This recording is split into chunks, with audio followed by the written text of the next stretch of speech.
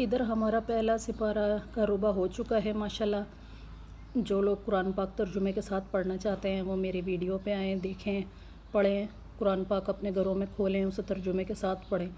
اس میں آپ کو تلفظ و ترجمے کے ساتھ بتاتی ہوں۔ الذین یظنون انہم ملاقو ربہم وانہم الیہ راجعون، جنہیں یقین ہے کہ انہیں اپنے رب سے ملنا ہے اور اسی کی طرف پھرنا ہے۔